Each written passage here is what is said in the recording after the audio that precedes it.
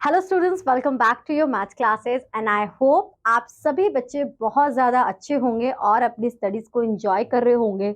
और जिस तरीके से हम अपने सिलेबस में आगे बढ़ रहे हैं, आप भी अपने सिलेबस में आगे बढ़ रहे होंगे और आप chapter number 11 which is exponents and power तक आ ही गए होंगे।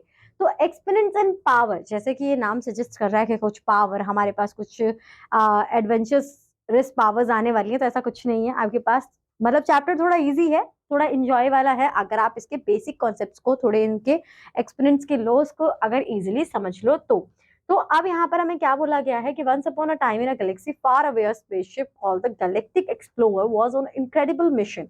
The brave astronauts on board were determined to measure the mass of planets and the distance between them. अब आप ये समझिए कि स्पेस से अगर हमें डिस्टेंस कवर करना है तो कितनी बड़ी वैल्यू होगी। तो उस बड़ी वैल्यू को हमने सिंप्लीफाई करने के लिए शायद ये एक्सपोनेंट्स एंड पावर को ओरिजिनेट किया होगा। तो यहाँ पर देखो ये वैल्यू कितनी बड़ी है कि इतना तो इसका मास था। अब इसे हम काउंट नहीं कर सकते, हम इसे किसी को बता नहीं सकते, क्योंकि इतनी बड़ी वैल्यू को हम किस तरीके से एक्सप्लेन करें। तो इन्हें सिंप्लीफाई करने के लिए हमने यूज करा एक्सपोनेंट्स एंड पावर। तो आप यहाँ पर क्या करेंगे, आप अपने जीरोस को काउंट कर लेंगे। वो 1 2 3, तो उनके पेयर देख लेते हैं। 1 2 3 4 5 6 7 8 पेयर्स हैं।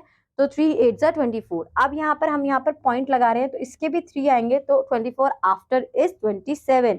तो we what we can say 1.898 multiply by 10 raise to power 27, इतना मास है।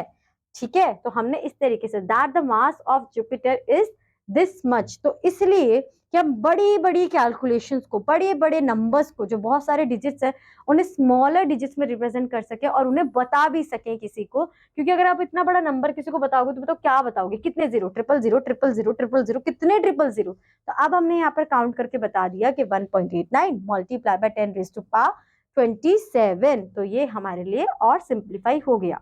ठीक है, तो इसी तरीके से हमने सिंप्लीफाई किया है। अब बात आ जाती है एक्सपोनेंट्स की। दो टर्म्स है ना हमारे पास, एक्सपोनेंट्स एंड पावर। तो अब हम क्लासिफाई करेंगे कि एक्सपोनेंट क्या है, पावर क्या है। तो जो ये पावर है, ये कि 2 कितने टाइम्स है, ठीक, 2 हमारा 5 टाइम्स है, तो 2 हमारा जो है वो बेस है और ये 5 ये हमारा एक्सपोनेंट, पावर और इंडेक्स, तीन वर्ड्स हैं, हम जो चाहें वो बोल सकते हैं। The use of exponents, also called powers or indices, allows us to write products of factors and also write very large or very small numbers quickly. So we have seen that previously that 5 times 2. So what we have to do? We write 2 raised to power 5. But how have to read it? 2 to the power of 5. So we can say 2 to the power of 5. Okay.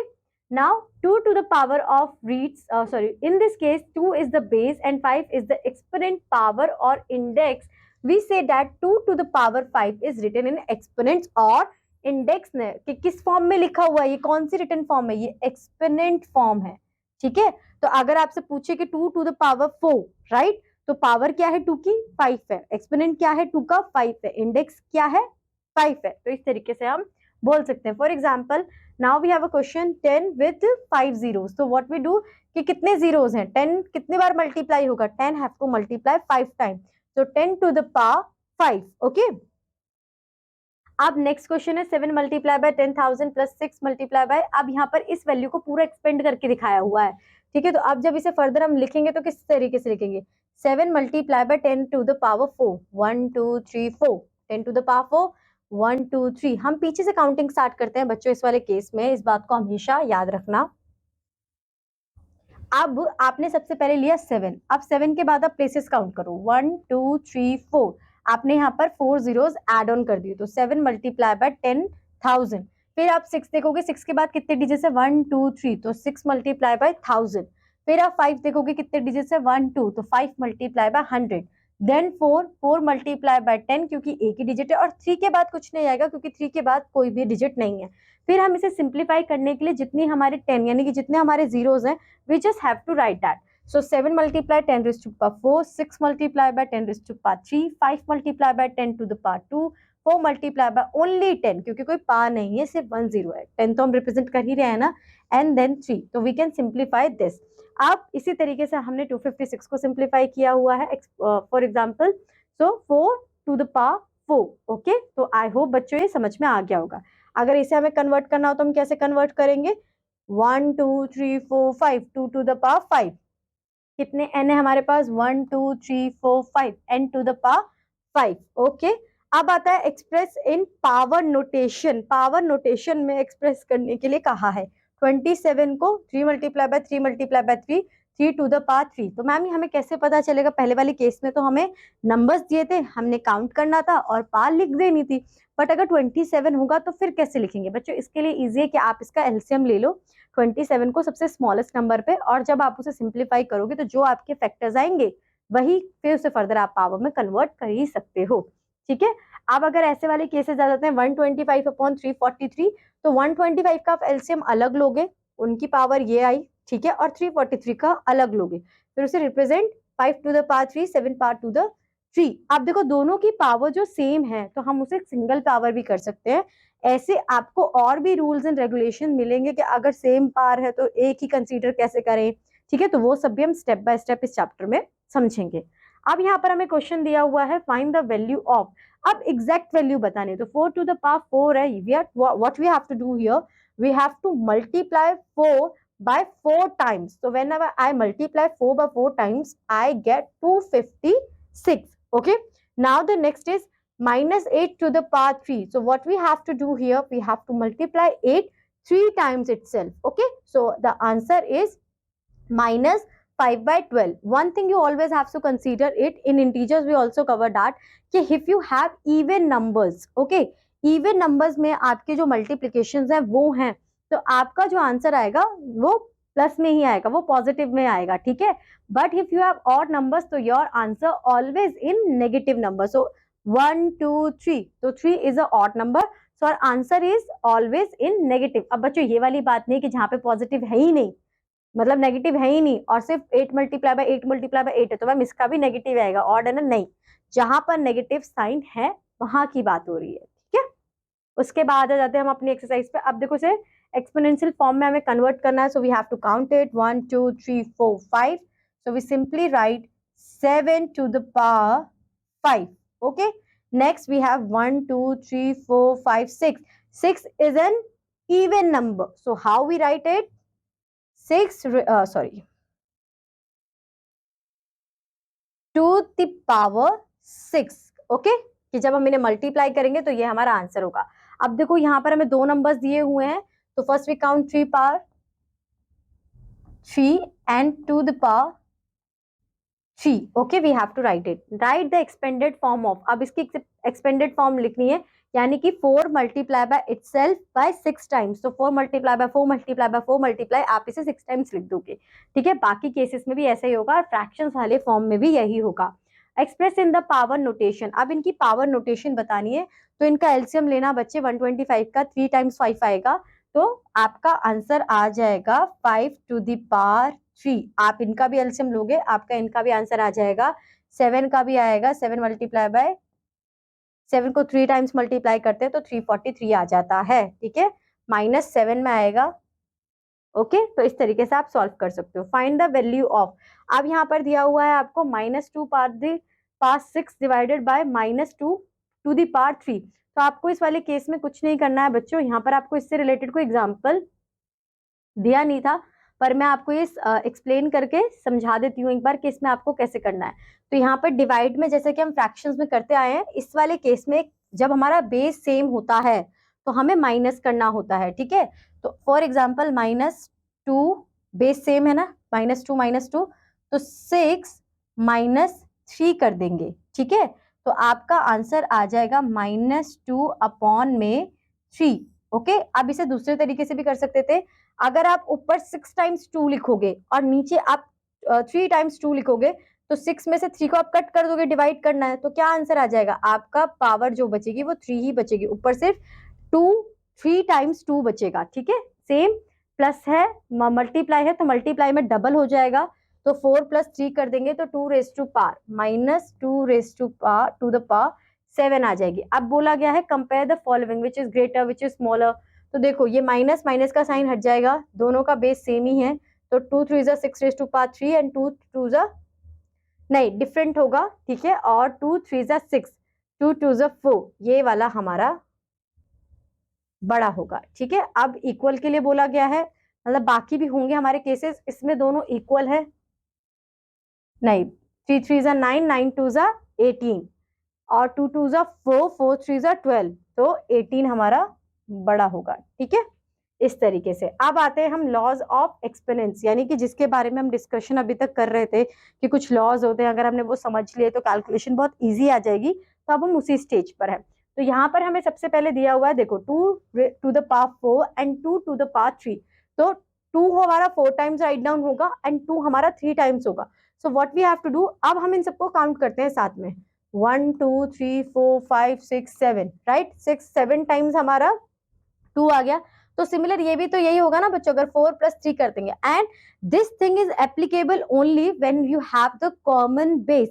अगर आपके पास common base नहीं है और multiply का sign दिया हुआ है, तो then you don't have to put this application, this formula there. Okay, sorry, लो, अब यहाँ पर आता है कि a मल्टीप्लाई बाय a, तो 1 एंड 1, तो हमने क्या कर दिया, a to the power 2, 1 2 3, a to the power 3, 1 2 3 4, a to the power 4.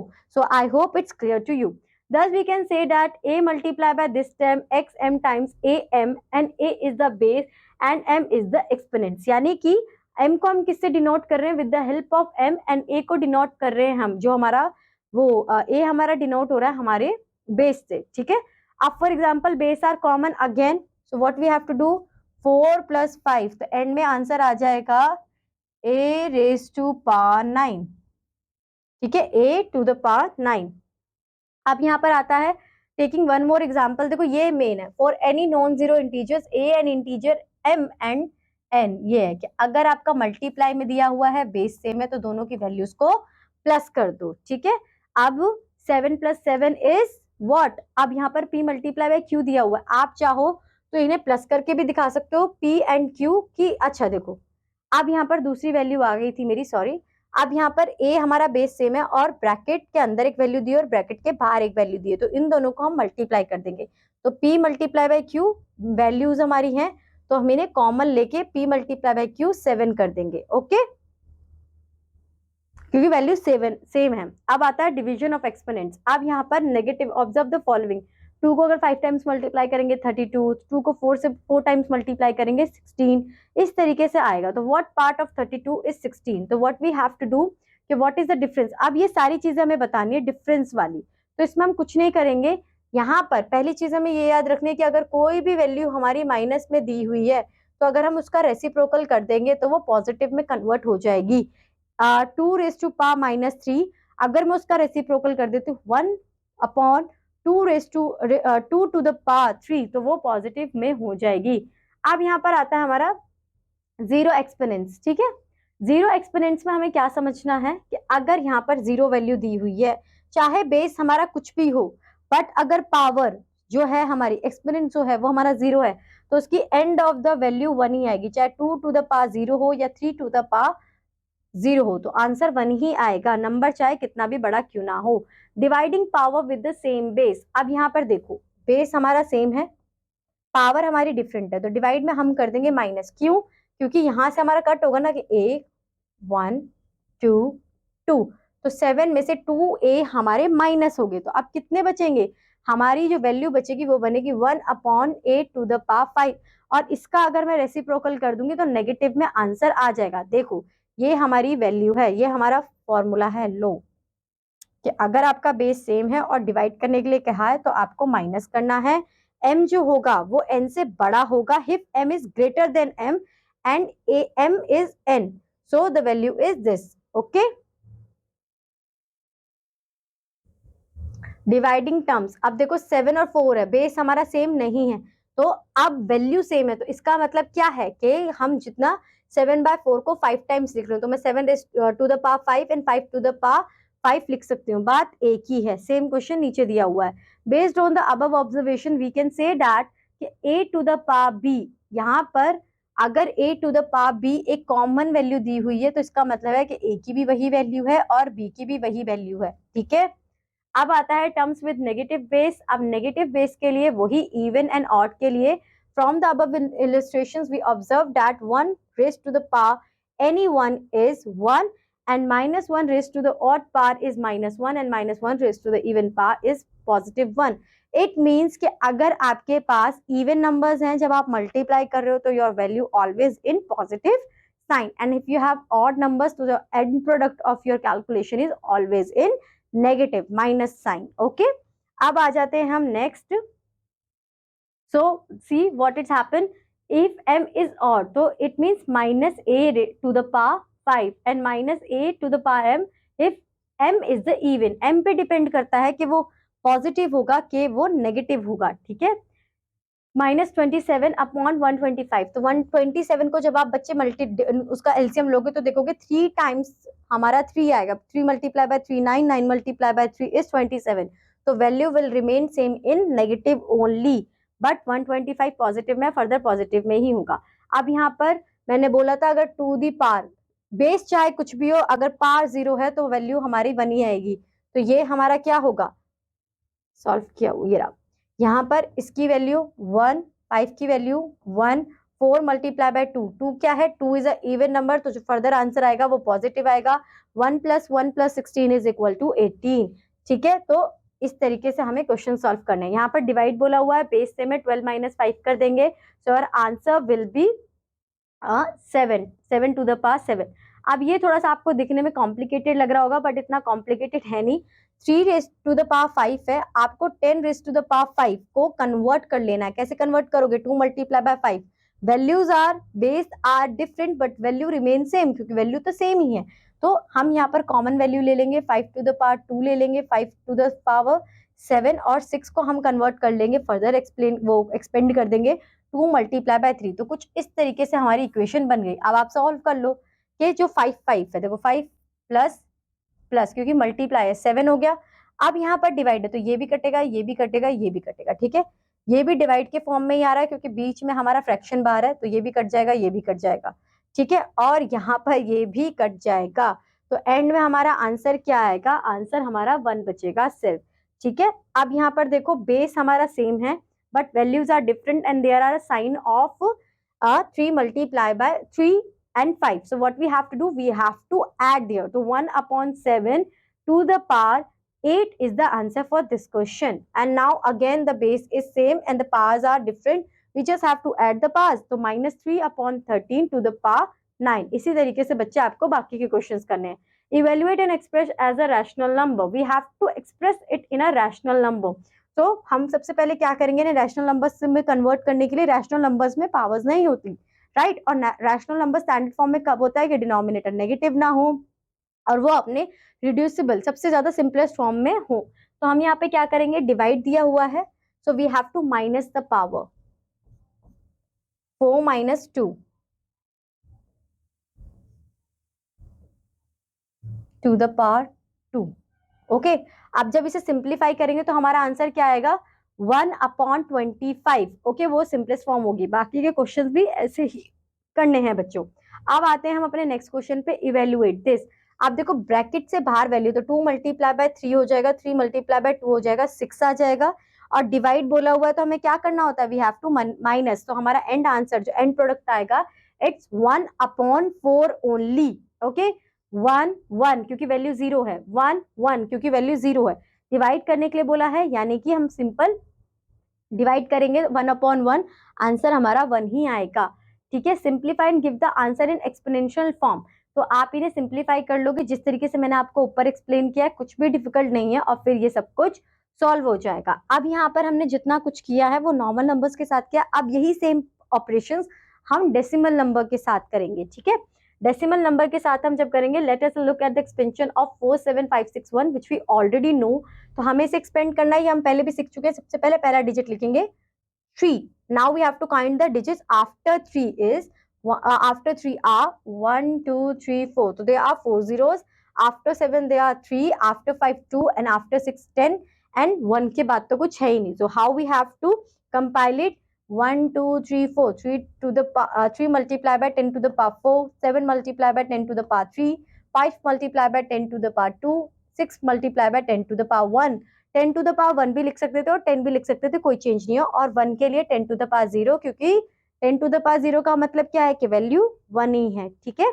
अब जब ये हमारा एक्सपेंडेंशन फॉर्म हो जाएगा, अब expressing large numbers in the standard form, जो हमने जब गैलेक्सी वाला एक एग्जांपल लिया था चैप्टर स्टार्ट करने के वक्त, अगर ऐसे नंबर्स आ जाए तो उन्हें कैसे हम रिप्रेजेंट करेंगे। So mass of the earth, the mass of the earth is approximately 5976 multiplied by 10 to the power 21 kg. This number is still quite large and not easy to comprehend. Therefore, it is often expressed in the standard form. In standard form, the mass of the earth is approximately 5.976 multiplied by 10 to the power 24. ये 24 कैसे हुआ ma'am?